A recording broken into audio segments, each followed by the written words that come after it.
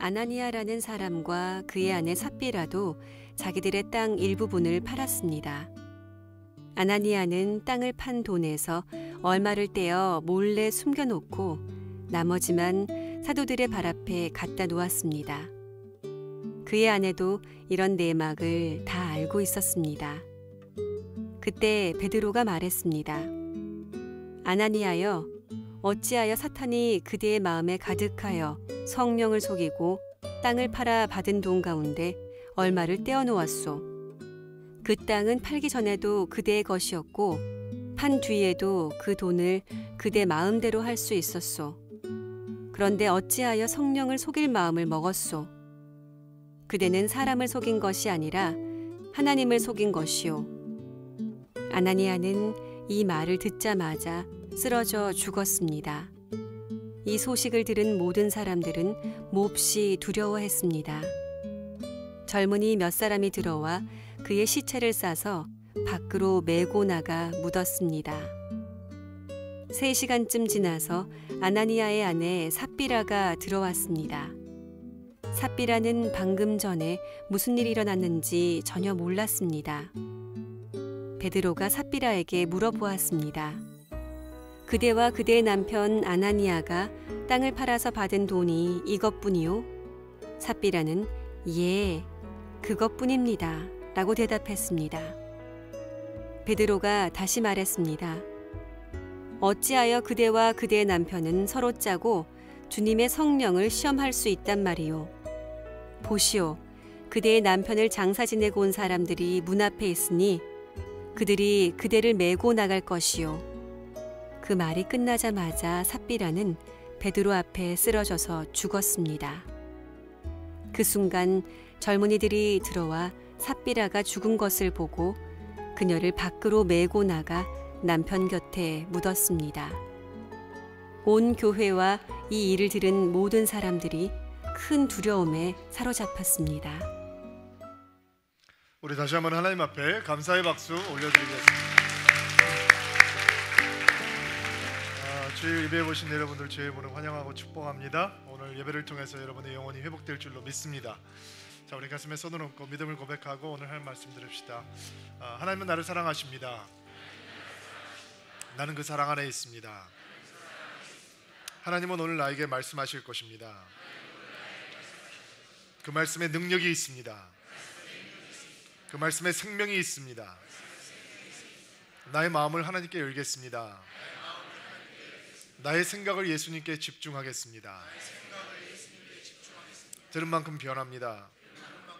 들은 만큼 행복해집니다. 복음의 능력으로 충만하던 예루살렘 교회 첫 위기가 다가왔습니다.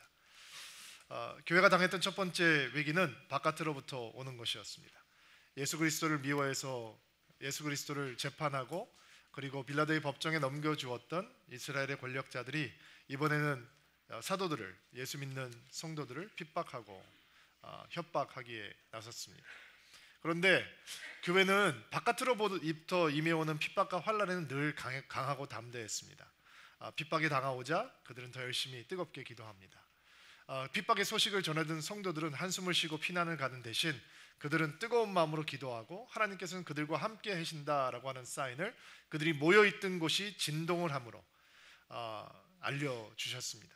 지난 2000년 동안 예수 그리스도의 교회를 향해서 수많은 핍박과 환난이 다가왔지만 2000년 동안 교회가 없어지지 아니하고 여전히 교회는 부흥하고 있고 살아서 움직이고 있는 것을 보면 성도들은 환난과 핍박 때문에 무너지지 않는다라고 하는 증거가 됩니다. 사단이 전략을 바꾸어서 이번에는 바깥으로부터 공격을 시작하지 않고 안으로부터 공격을 시작합니다. 그것은 신앙의 가장 근본적인 것, 복음의 가장 본질적인 것을 타락시키면 교회는 무력하게 되고 힘을 잃게 될 것이다 라고 하는 것을 알았기 때문입니다. 그리고 사실 이 전략은 어느 시대를 막론하고 사단의 가장 강력한 무기가 되었던 것도 사실입니다. 우리는 앞으로 2주 동안 예루살렘 교회에 다가왔던 내적인 위기들을 살펴보면서 우리의 신앙을 돌아보려고 합니다.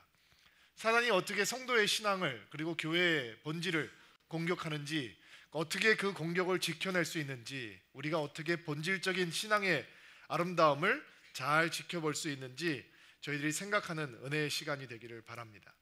사단이 신앙의 본질을 흔드는 사건은 아나니아와 삽비라라고 하는 부부를 통해서 일어났습니다. 대략 내용은 이렇습니다. 두 부부에게 땅이 좀 있었던 것 같아요. 그래서 땅을 팔아서 그 판 돈을 가지고 헌금을 드리러 왔습니다. 베드로가 그 아나니아라고 하는 사람을 보고 당신이 땅을 팔아서 얻은 돈이 이게 전부입니까? 라고 물어봅니다. 헌금을 가져왔는데 그런 질문을 한다는 것 자체가 뒷얘기가 좀 있는 거구나라고 여러분들에게 상상을 할 수 있게 해주죠. 아마 우리가 추측을 할 수 있는 건 예고편을 좀 날리고 다녔던 것 같아요. 아나니아라고 하는 사람이 나 땅 판다? 땅 팔면 다 갖다 교회 줄 거다. 그리고 사도들한테 목사님 제가 땅 팔아 올게요. 뭐 이런 좀 분위기를 서로 조성하고 있었던 것이 아닌가라고 추측해 볼 수 있습니다. 그렇지 않고서야 그냥 당신이 땅을 팔아서 얻은 돈이 이게 답니까? 이거는 예사로운 질문이 아니잖아요. 목사들이 이런 질문하면 안 되는 거죠. 제가 저 앞에 서서 여러분들 헌금하는데 이게 답니까? 물어보면 누가 교회 오겠어요, 그렇죠? 예의가 있는 거지 서로. 절대로 그런 3부 때는 한번 해볼까요? 아마 이렇게 예고편을 좀 날리고 다녔던 것 같아요. 근데 그 질문에 아나니아가 눈썹 하나 까딱하지 않고 전부입니다 라고 얘기를 하죠. 그리고 베드로는 그런 아나니아에게 어떻게 사단이 당신 마음속에 가득하고 어떻게 성령을 속일 수 있냐, 어떻게 하나님한테 거짓말을 할 수 있냐 라고 나무랍니다. 그 얘기를 들으면 우리가 흔히 상식적으로 생각하는 스토리는 무릎을 꿇고 회개하고 나머지 돈을 가져왔다라고 풀려야 되는데 오늘 이야기는 그렇게 진행되지 않죠. 그런 얘기를 듣자마자 아나니아가 그 자리에서 쓰러져서 죽습니다. 남편이 죽었다는 것을 알지 못하는 삽비라가 3시간이 정도 지난 후에 남편이 장사되고 있는 사이에 다시 와서 베드로 앞에 서게 되는데 베드로가 똑같은 동일한 질문을 삽비라에게 던지게 되죠. 집사님 이거 땅 판 돈 전부 다예요? 헌금 가져오셨는데 그게 다였나요? 어차피 부부가 입을 맞추기로 했으니까, 남편하고 아내하고 입을 맞추기로 했으니까 당연히 전부 다입니다 라고 이야기를 합니다. 그리고 어떻게 너는 거짓으로 가득해서 하나님 앞에 거짓말을 하느냐 라는 얘기를 끝나자마자 남편과 같이 쓰러져서 죽었다라고 하는 것이 오늘 사건의 요지입니다. 너무 당황스럽죠. 와 이거 너무 심하다. 아니, 땅 팔았잖아요. 우리는 안 팔았잖아요. 근데 우리는 멀쩡하게 다니는데 교회. 아니 헌금 안 내고 교회 다니는 사람도 많은데 어떻게 이런 사건이 이 성경에 기록될 수 있을까라는 생각이 들기도 합니다. 근데 제가 오늘 설교를 시작하면서 오늘 사건의 요지는 안으로부터 교회의 본질을 해치려고 하는 영적인 공격, 사단의 본질을 해치려고 하는 공격의 사건이다라고 말씀을 드렸잖아요. 우리가 지난주까지 예루살렘 교회의 모습을 보면서 예루살렘 교회가 얼마나 아름다운 공동체였는지, 그리고 그들이 얼마나 예수 그리스도의 재림을 소망하고 있었기 때문에 이 땅의 소유보다 더 큰 가치를 발견하고 이 땅의 소유를 포기해서라도 자기 형제와 자기 자매들의 교회 성도들의 필요를 채워주는 것이 더 가치 있는 것이라는 것을 믿고 어떻게 행동으로 옮기며 예수 그리스도의 공동체를 꾸미고 있었는지, 교회 안에서 필요가 있는 사람이 없었다라는 거예요. 교회 안에서 가난한 사람이 없어졌다라고 하는 뜻이 아니에요. 성도들이 열심히 헌금을 했지만 예루살렘에도, 예루살렘 교회에도 빈곤과 가난의 문제는 해결되지 않았을 거예요. 그럼에도 불구하고 그들은 예수 그리스도 때문에 자기 소유보다 더 소중한 가치를 보고 실천하고 그 공동체를 이루고 있었다라고 하는 것이 교회의 모습이었잖아요. 그게 본질이었단 말이죠. 복음의 본질이었다는 거예요. 근데 그 복음의 본질을 흔들기 위해서 사단은 안으로부터 아나니아와 삽비라 사건을 통해서 교회의 아름다움을 해치려고 했다라고 하는 것을 여러분께서는 보셔야 하는 것입니다. 반면에 그 소중한 교회를 지키려고 하는 하나님의 사랑과 하나님의 열정도 보셔야 합니다. 한쪽에서는 아주 극렬한 이 영적인 공격이 진행이 되고 있고 그 영적 공격에 휘청휘청하는 교회를 보면서 하나님의 열심과 하나님의 전투적인 열심이 어떻게 교회를 바로 세워가기 위해서 몸부림치고 있는지 그 사건도 오늘 본문 속에서 보아야 하는 것입니다. 바나바가 지난주에 헌금 드리는 장면이 나왔잖아요. 땅을 팔아서 헌금을 가지고 사도들 발 앞에 놓았다라고 얘기를 하고, 성경에서는 그 사람의 이름이 원래 요셉인데 사도들이 그 사람을 요셉이다라고 부르기에는 너무 삶이 아름다웠기 때문에 이름을 바꿔 불렀다라고 얘기를 했죠. 그래서 바나바라 불렀다라고 얘기했어요. 바나바의 뜻이 뭐죠? 위로의 사람, 격려의 아들, 위로의 권위자다라는 뜻이에요. 그리고 이 바나바가 그렇게 살았던 게 사람들에게 관심을 받고 뭐 스포트라이트를 받으려고 했던 건 아니지만, 그가 헌금을 했던 의도가 자기 자신을 드러내려고 하는 게 아니었지만, 당시 예루살렘 교회에서는 바나바라고 하는 사람이 굉장히 많은 칭찬과 관심을 받았던 것 같아요.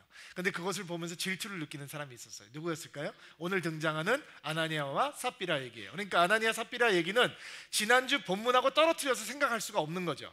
지난주에 보았던 아름다운 교회의 모습, 우리가 꿈꾸는 모습, 우리가 2000년이 지났지만 교회를 시작하는 모든 곳에서 우리는 저 교회가 돼야 된다라고 모델로 삼는 예루살렘 초대교회의 모습 가운데 있었던 아름다운 성도 바나바라고 하는 사람, 사람을 살리고 회복시키고 사람을 치유하고, 그리고 자기 자신을 들여서까지라도 성도들의 필요를 채워주고 싶었던 그 아름다운 영성의 모습을 가지고 있었던 교회의 흐름 속에서 오늘 아나니아와 삽비라 이야기가 등장하고 있다는 거예요. 그들이 질투를 느꼈던 것 같아요. 시기를 느꼈던 것 같아요. 우리는 그들이 언제부터 예수가 제자가 되었는지 알 수 없어요. 그러나 대강 교회를 다니던 사람들은 아니었던 것 같아요. 꽤 열심히 다녔던 사람이었던 것 같아요. 팔았잖아요. 어쨌든. 그러니까 열성 멤버였을 거예요. 언제 어떻게 예수를 믿게 되는지 알 수 없지만 그 당시에 초대교회에서는 꽤 액티브하게 움직이는 철치 멤버였던 것 같아요.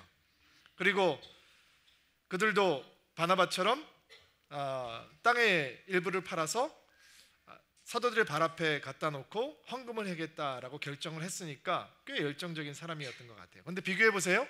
바나바의 헌금과 헌신은 하나님 앞에 영광이 되고 교회를 살리는 헌신과 헌금이 되었고, 아나니와 삽비라의 헌신과 헌금은 하나님의 영광을 가리고 교회를 죽여버리는, 교회를 흔들어버리는, 교회를 망쳐버리는 헌금과 헌신이 되었어요.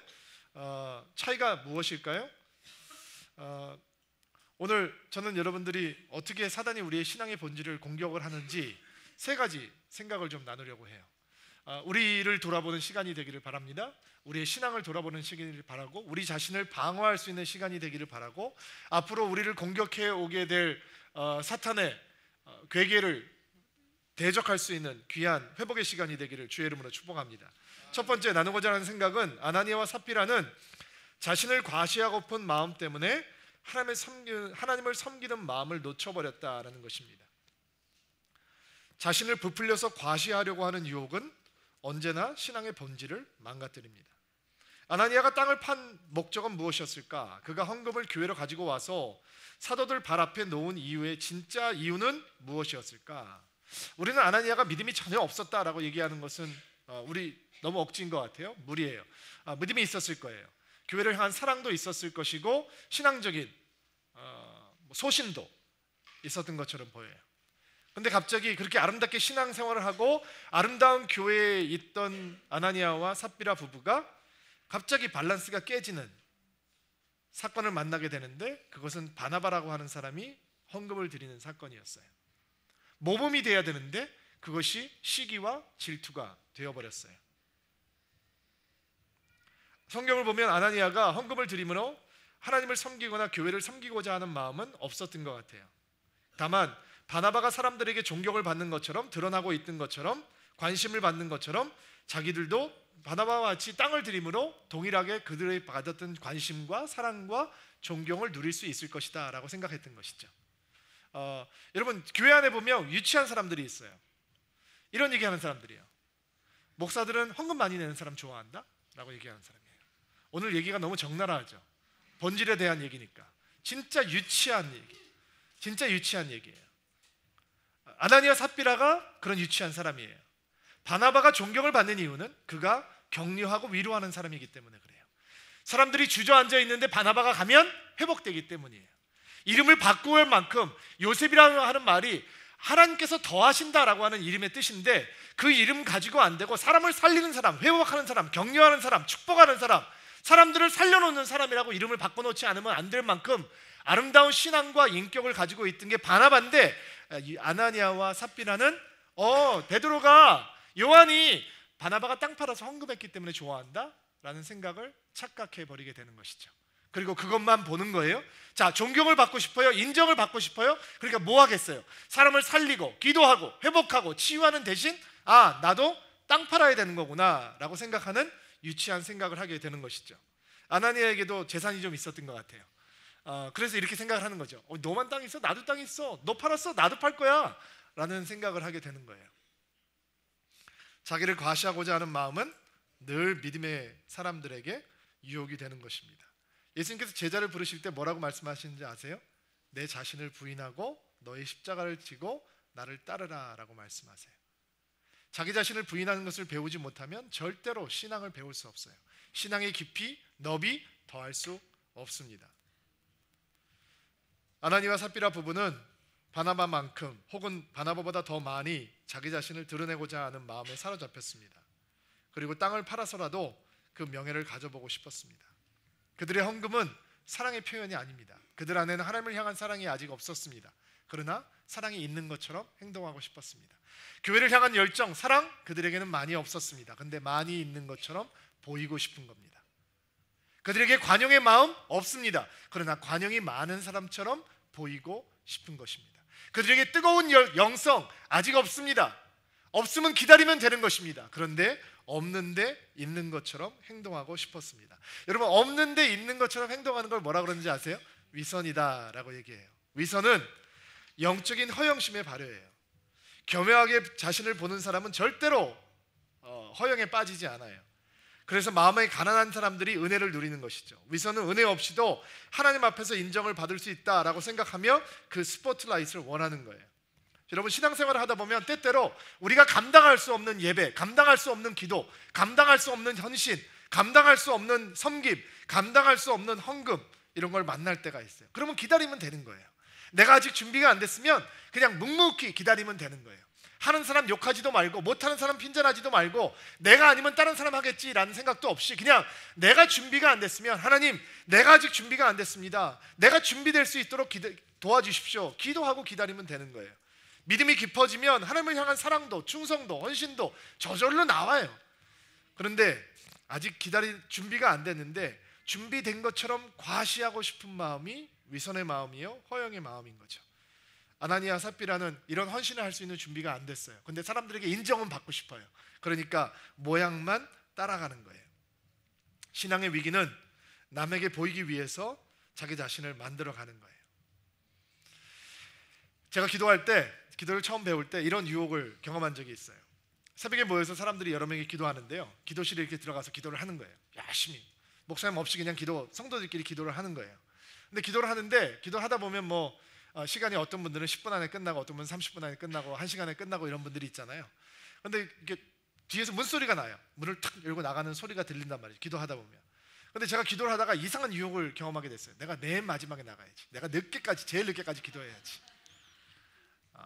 왜냐면 바깥에 나가면 성도들이 이렇게 마당에 큰 성경을 들고 이렇게 서서 기다리고 담소를 하면서 기다리고 있는데 딱 맨 마지막에 나오면 사람들이 이런 얘기를 던졌어요. 와, 이렇게 오랫동안 기도하셨어요?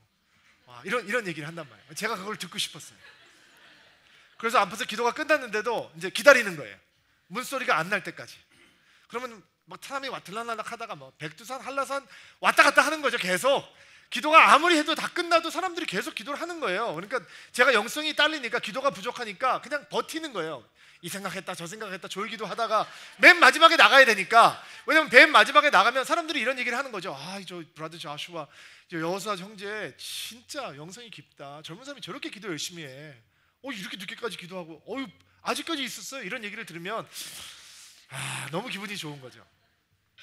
그리고 딱 늙고 나오면 저를 쳐다보는 그 눈초리, 그 눈초리가 제가 받고 싶은 거예요. 근데 제가 꼭 나가면 조용히 기도하는 분들이 계시더라고요. 나는 소리 내면서 기도하는데 소리 안 내고 가만히 기도하는 분들이 계세요. 그리고 제가 나가서 인사를 한껏 받는데 뒤에서 삐걱 하고서 문소리가 들리는 거예요. 그러면 그 조용히 묵상하던 그분도 자다 나왔는지 모르지, 그분도 저 같은 분이었는지 아닌지 모르지만 쓱 나오시는데 그분이 또 그 집사님을 향해서 사람들이 외치는 거예요. 집사님 지금까지 기도하셨어요. 진짜 기도 열심히 하신다. 진짜 집사님 영성 대단하세요. 이렇게 얘기를 하면 그게 너무 듣고 싶은 거예요. 여러분, 자기를 드러내고 싶은 마음이 있으면 기도도 하나님 만나는 자리가 못 되는 거예요. 기도도 나 자신을 과시하고 싶은 자리로 변해버리는 것이죠. 사람의 칭찬에 목말라 하면 기도의 자리도 사람을 인정을 받고자 하는 자리로 둔갑해버려요. 오래전에 미국에서 교회를 다닐 때 저희 교회에서는 주보에 헌금한 사람 이름을 올렸어요. 옛날에 그런 교회가 있었잖아요. 11조 헌금 이름 다 써요. 감사 헌금 이름 다 써요. 주일 헌금 이름 다 써요. 그리고 성교 헌금 이름을 다 써요. 근데 제가 깜짝 놀란 게 사람들이 이제 교회 오면 주보를 봤잖아요. 그리고 주보를 보면서 이제 뭐 광고도 보고 한단 말이에요. 근데 제일 꼼꼼하게 보는 게 뭐냐? 나는 이유는 모르겠어요. 왜 그런지. 가만히 보면 제일 꼼꼼하게 보는 게 헌금 리스트예요.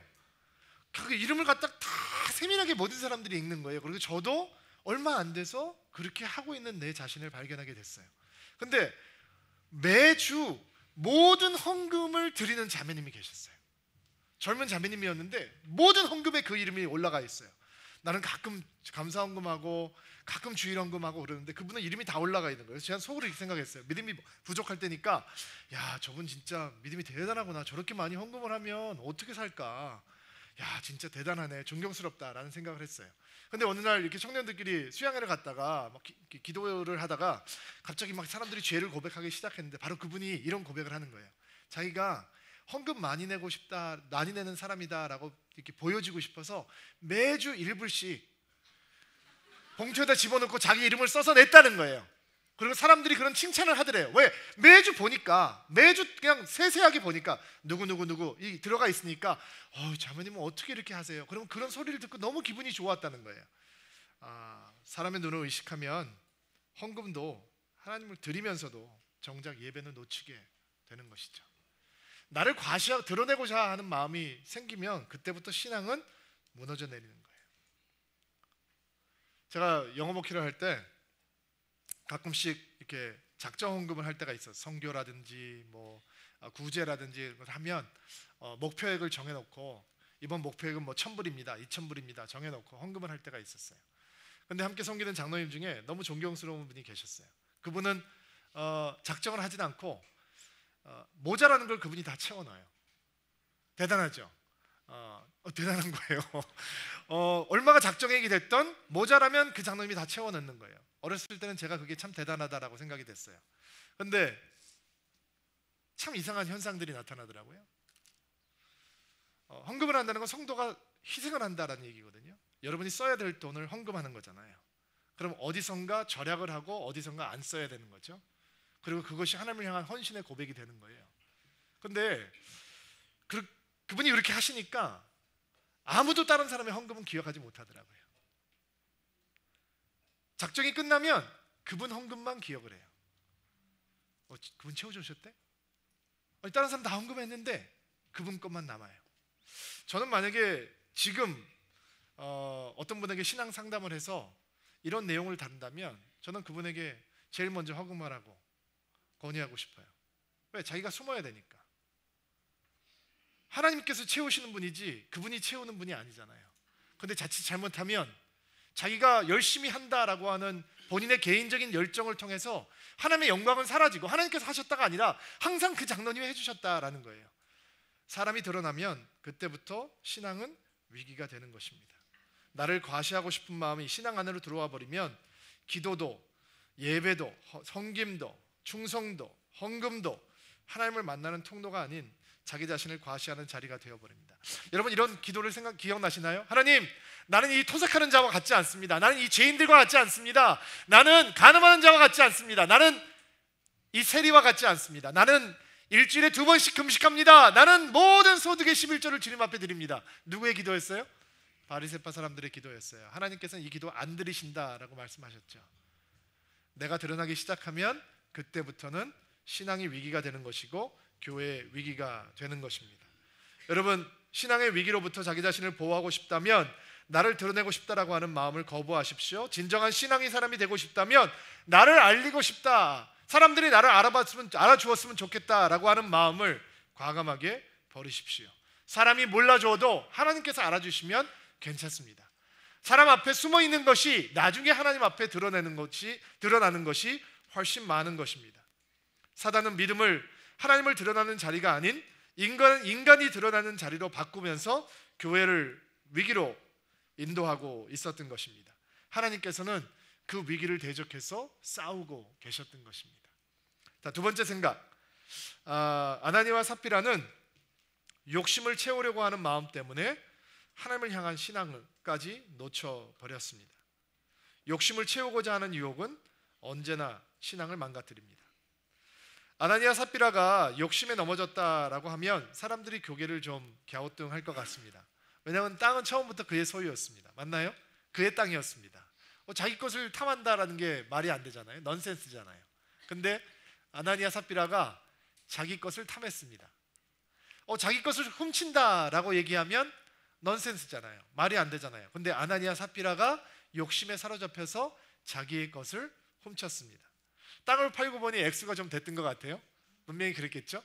땅을 놓고 볼 때는 별로 큰 돈 아니었던데 현금을 받고 보니까 이거 생각보다 많네? 라는 생각이 들었을 수 있을 거예요. 아까웠을 수도 있고 마음의 준비가 안 됐을 수 있을지도 모르죠. 여러분, 만약에 시나리오를 이렇게 바꾸면 어떻게 될까요? 땅을 팔았습니다. 돈을 받았습니다. 근데 아직 마음의 준비가 안 된 거예요.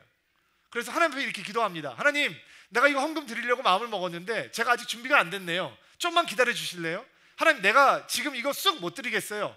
나 믿음을 주세요. 그 대신 좀 기다려 주세요 라고 했다면 아나니아 삽비라는 초대교회 굉장히 멋진 리더가 되었을지도 모릅니다.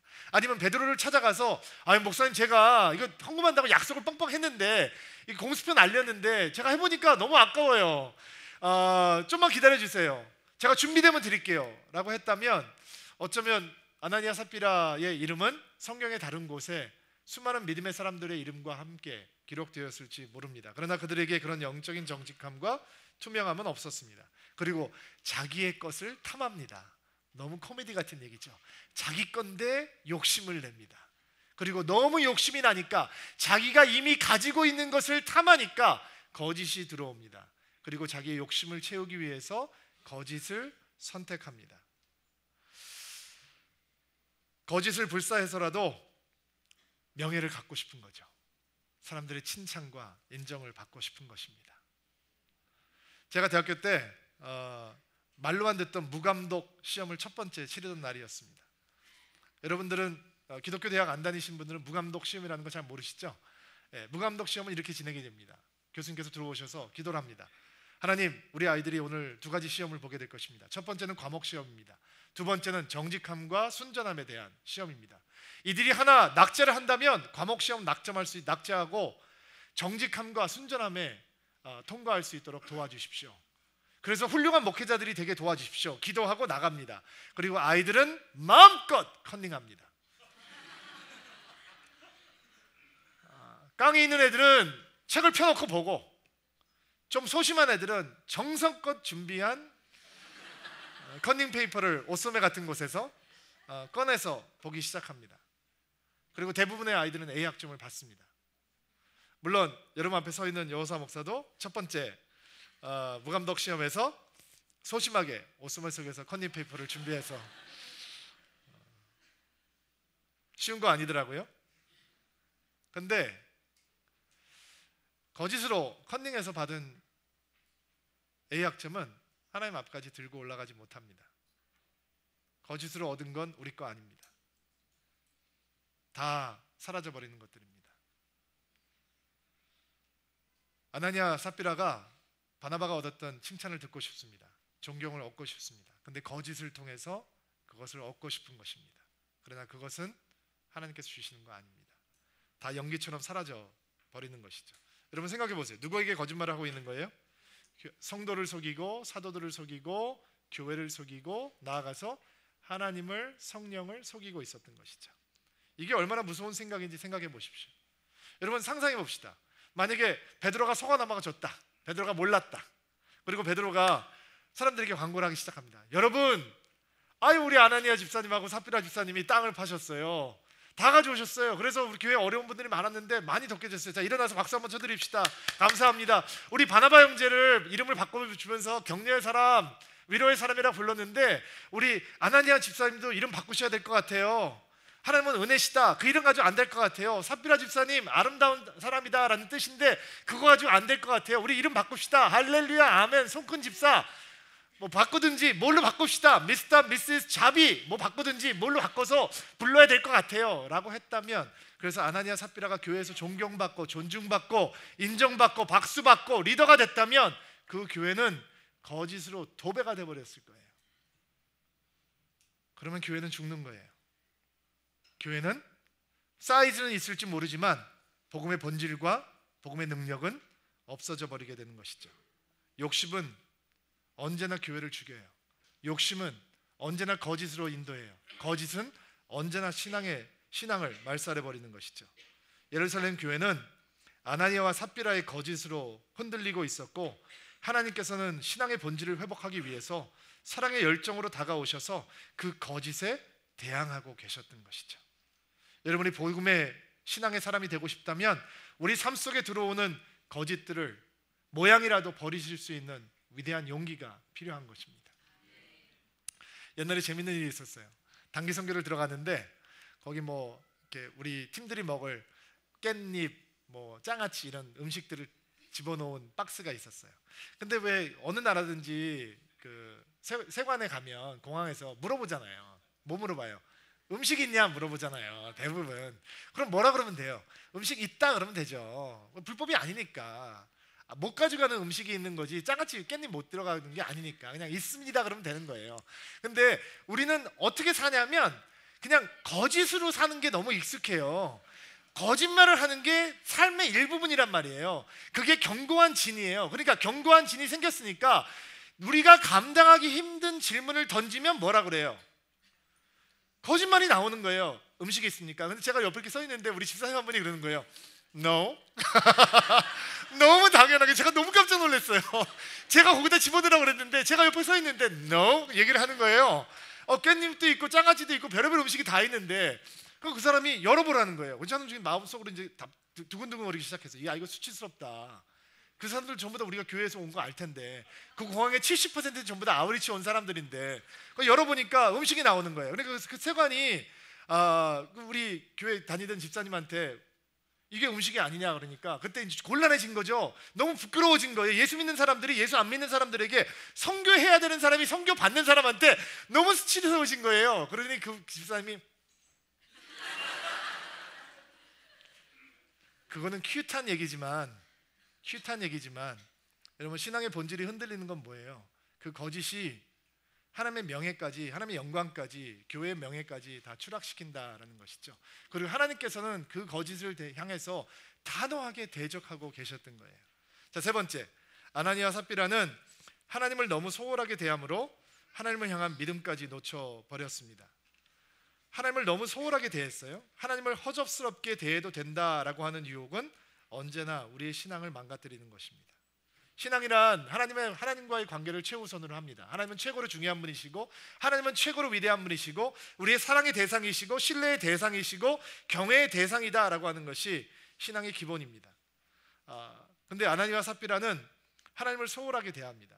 하나님께서는 만월의 여김을 받으시지 않는 분이신데 하나님을 하찮게 여깁니다.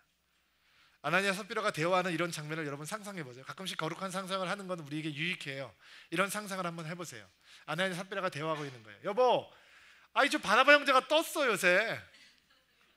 교회 가면 베드로 목사님 맨날 바나바 얘기만 해. 아니 가는 곳마다 바나바 집사님 훌륭하다고 칭찬하는데 배 아파 죽겠어. 그 땅 조그만 거 팔았는데 그거 우리 땅보다도 별로 좋지도 않은 건데 그냥 우리도 팔아버릴까? 우리도 팔아서 할까? 그래 하자. 땅을 팔고 가져왔습니다. 돈이 생겼어요. 이거 생각보다 좀 많네. 바나바 집사님 얼마나 했대?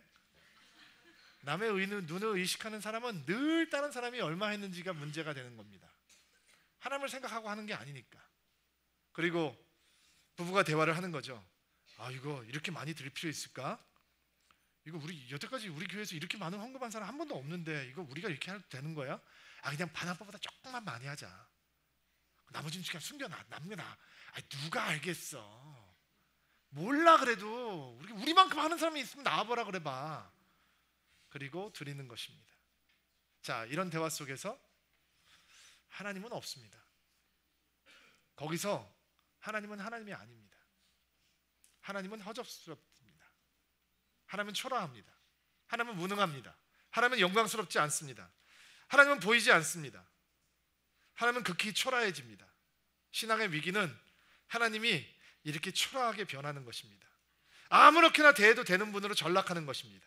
내가 대우하는 대로 그냥 소극적으로 받아들일 수밖에 없는 분으로 전락해버리는 것이 신앙의 최고의 위기입니다.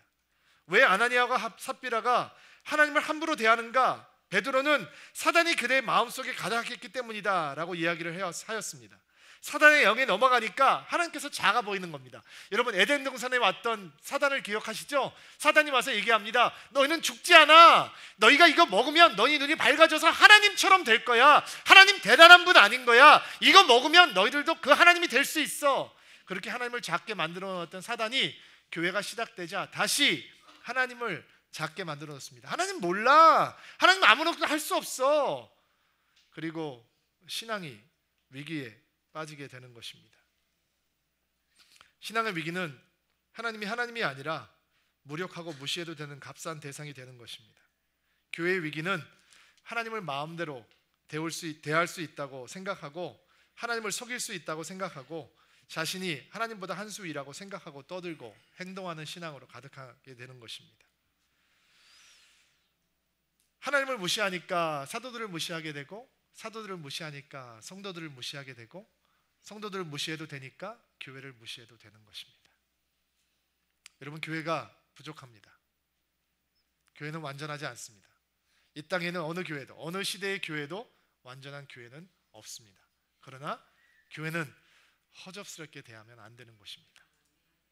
여러분, 성도는 부족합니다. 연약합니다. 그러나 성도는 절대로 허접스럽게 대해서는 안 되는 사람들입니다. 여러분, 목사들이 부족합니다. 그러나 목사들을 허접하게 대하는 순간 여러분의 신앙도 위기 속에 빠져들게 되는 것입니다. 성도는 성도의 존귀함으로, 목회자들은 목회자들의 존귀함으로, 교회는 교회의 영광으로 대할 수 있어야 하나님이 하나님의 자리에 앉으시게 되는 것입니다. 그런데 아나니아 삽비라가 교회를 허접하게 대하거든요. 사도들을 우습게 보거든요. 하나님을 소홀하게 대하거든요. 허접스럽게 대하거든요. 그러니까 그의 신앙이 위기에 빠져들게 되는 것입니다. 신앙은 하나님만이 위대하신 하나님이 되는 것입니다. 전능하신 하나님이 되는 것입니다. 자, 여러분, 제가 이런 질문을 던지면서 오늘 설교를 마무리하려고 합니다. 내일부터 아침 6시부터 여러분 여러분 집에 초인종을 땡동 누르는 사람이 나가보니까 신도현 목사님이 서 있는 거예요. 안녕하세요. 그래서 제가 오늘 일주일 동안 여러분과 함께 다니겠습니다 라고 얘기를 하는 거예요. 자, 신도현 목사님이 여러분을 일주일 동안 따라다닌다. 어떻게 사시겠어요? 허접하게 대하지 않겠죠. 근데 성경은 우리에게 말씀하세요. 전능하신 하나님이, 여러분을 사랑의 눈길로 바라보고 계신 하나님이 동행하신대요. 그 하나님 무시하지 마세요. 그 하나님 소홀하게 대하지 마세요. 그 하나님과 동행하세요. 그분 여러분의 눈에 보이지 않지만 그분 여러분과 함께 계세요. 그분의 소리가 들리지 않는 것 같지만 그분은 하루 종일 여러분을 향해서 말씀하고 계세요. 그분이 여러분의 말씀을 안 듣는 것 같지만 모든 대화를 듣고 계시며 여러분 삶 속에 들어오시기를 원하세요. 그 하나님을 인정하게 될 때 우리의 신앙은 하나님을 소홀히 되는 신앙이 아닌 하나님을 영광스럽게 하는 신앙이 될 줄로 믿습니다. 사단은 전세를 가다듬고 또 교회를 향해서 성도를 향해서 달려들 것입니다. 그러나 그의 전략은 똑같습니다. 교회를 핍박하고 안으로부터는 신앙의 본질을 흔들 것입니다. 여러분의 신앙의 본질을 흔들기 위해서 공격해 들어오실 것입니다. 그러나 그 신앙을 지키기 원하시는 하나님의 열정과 열심을 바라보실 수 있게 되기를 바랍니다. 그리고 흔들리지 않는 견고한 신앙의 사람이 되기를 주의 이름으로 축복합니다. 같이 한번 기도합시다.